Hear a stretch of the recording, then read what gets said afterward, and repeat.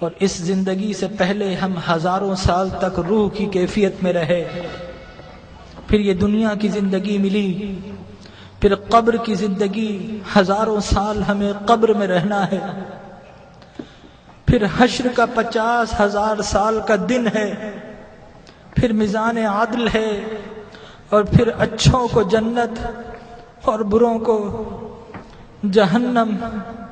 یہ انسانی زندگی کے مراحل ہیں، لیکن انسان کا المیہ یہ ہے کہ انسانی زندگی کا وہ گھر جو سب سے مختصر گھر ہے، انسان نے اسی زندگی کو اپنا سب کچھ سمجھ لیا ہے۔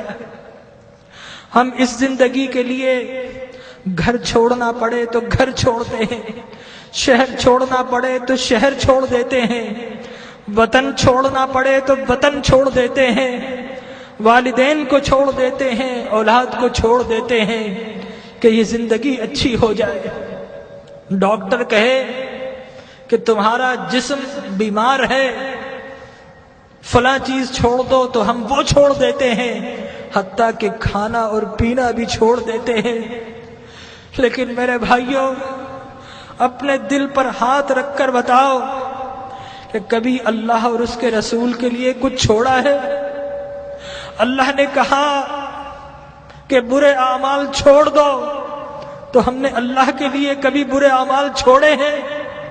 اس کے رسول کی محبت کی خاطر کچھ چھوڑا ہے؟ ارے فقط ایک آنکھ جانے کا خطرہ ہو تو ہم ڈاکٹر کے پاس ساری جمع پونجی دے دیتے ہیں، ڈاکٹر کو پیش کر دیتے ہیں، اور وہ رب کہ جس نے بغیر کچھ لیے آنکھ دی، ناک دیا، کان دیے، جسم و جان دیے، گھر بار دیے، عزت و آبرو دی، جس نے مال و دولت دیا، کیا ہم نے اس رب کی بارگاہ میں کبھی کچھ پیش کیا ہے؟ اپنے دل پر ہاتھ رکھ کر بتائیے، کبھی رات نیند کو قربان کر کے کبھی اس رب کی بارگاہ میں کچھ سجدے پیش کیے ہیں؟ کبھی اس رب کی خاطر آنسو بہائے ہیں؟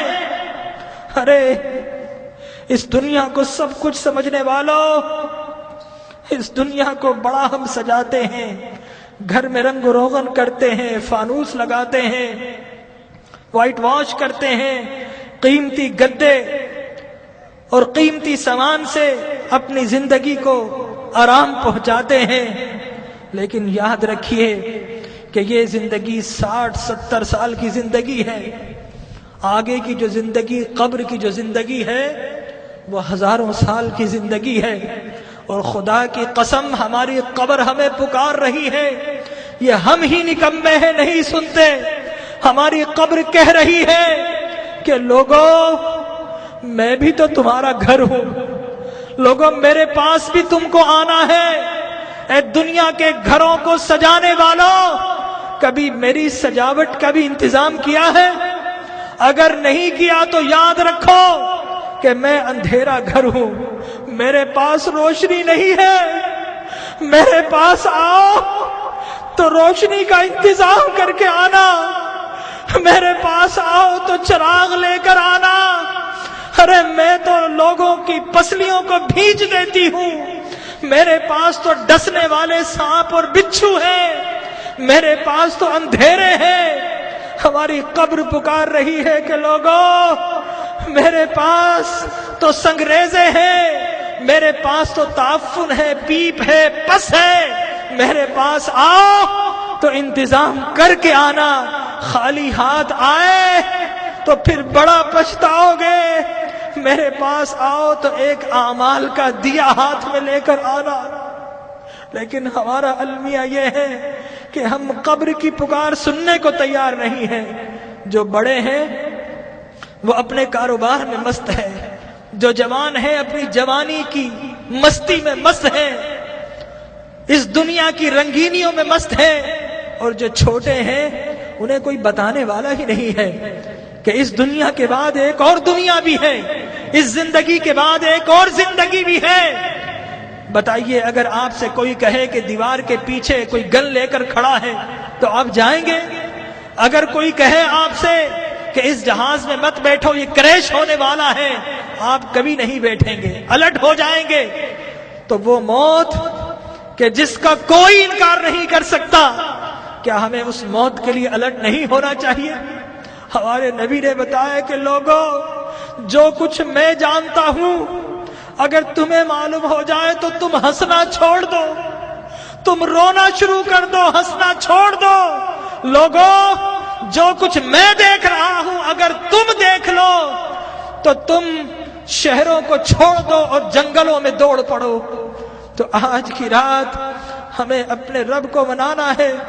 ہم بہت ہنس لیے ہیں، آج کی رات تو کچھ آنسو بہا لیجئے، اپنے رب کو منا لیجئے۔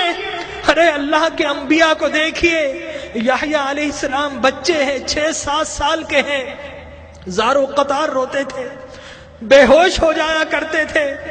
ایک روز اپنے گھر سے نکل گئے، غاروں میں چلے گئے، ماں باپ ڈھونڈ رہے ہیں، لوگوں سے پوچھتے ہیں 7-8 سال کا بچہ ہے، کسی نے دیکھا؟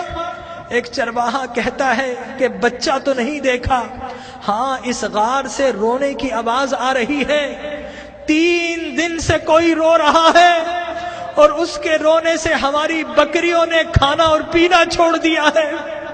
ماں باپ اندر جاتے ہیں، دیکھتے ہیں اللہ کے نبی یحییٰ رو رہے ہیں۔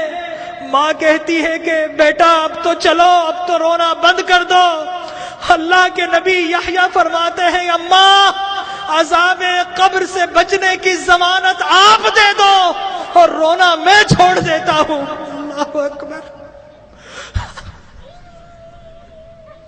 تو آج کی رات اپنے رب سے عذاب کی پناہ مانگنی ہے۔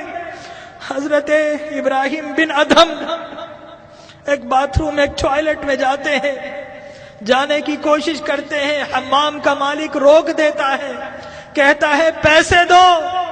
حضرت ابراہیم بن ادھم رونا شروع کر دیتے ہیں اور کہتے ہیں کہ یہ لیٹرین جو شیطان کی جگہ ہے، یہاں پر جب بغیر پیسے کے نہیں جا سکتا، ارے اللہ کی وہ جنت جو انبیاء اور اولیاء کے رہنے کی جگہ ہے، وہاں اعمال کے بغیر کیسے جاؤں گا؟ تو آج اعمال کا چراغ لے لیجئے۔ اللہ تبارک و تعالی ہماری حاضری کو قبول فرمائے۔ اپنی محرومیوں کو یاد کیجئے، اپنی بیماری